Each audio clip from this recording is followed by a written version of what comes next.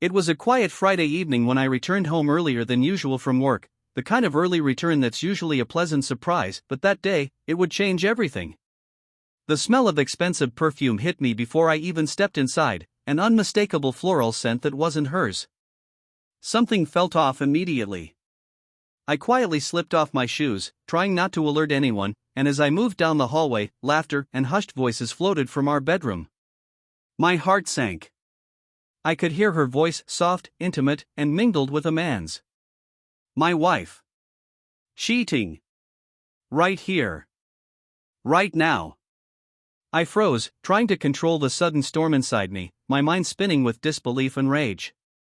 The last time I thought our marriage was at risk was years ago, but I never imagined this, her betrayal so bold, so blatant.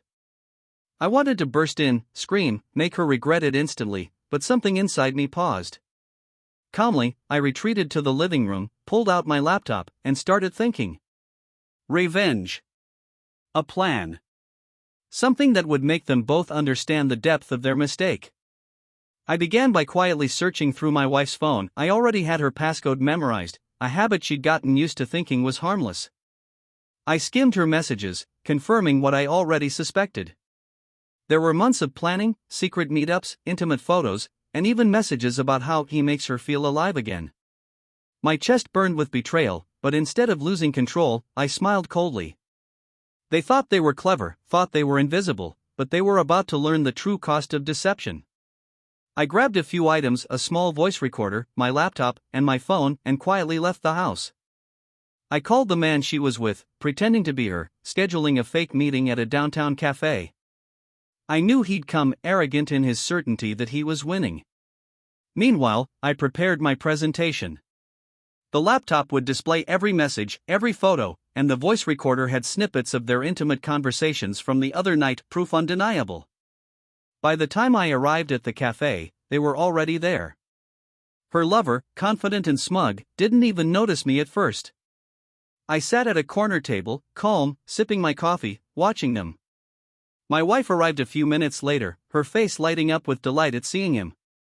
The sight made something in me tighten, not pain this time, but cold determination. I waited for the right moment.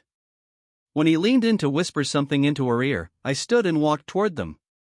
"Fancy seeing you two here," I said, loud enough to turn heads. They froze. My wife's face went pale, her confident smile faltering. "What are you doing here?" she stammered.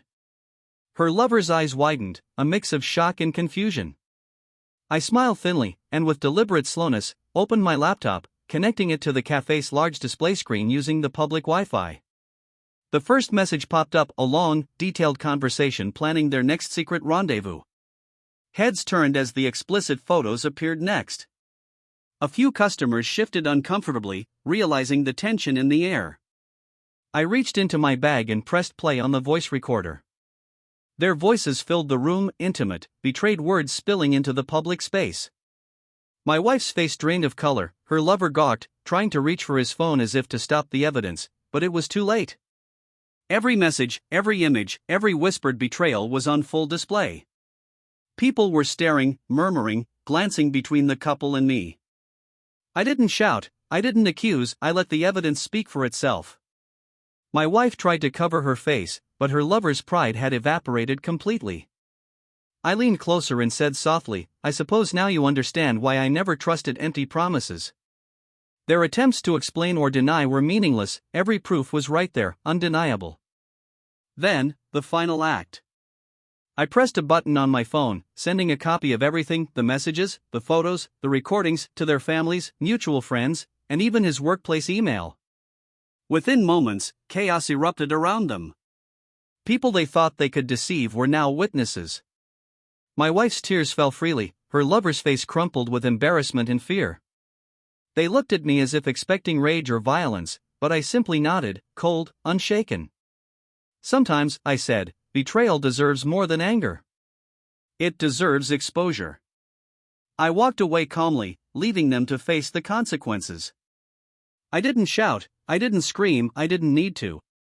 The humiliation, the shock, and the reality of being exposed were punishment enough.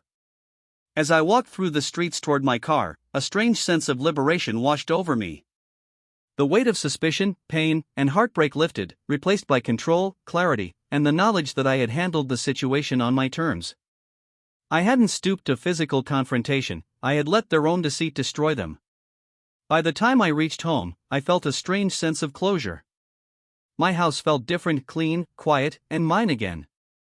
I deleted their messages from my phone, erased the recorder files from my bag, but the memory, the satisfaction, the power of justice served remained. I knew this was the end of that chapter, the end of their arrogance, the end of betrayal ruling my life.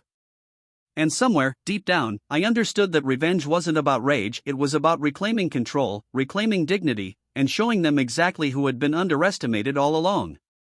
Weeks later, I heard through mutual acquaintances that their lives had changed completely. His job had been questioned due to the emails sent to his workplace, her social circle had shifted as friends took sides, and whispers of betrayal followed them everywhere.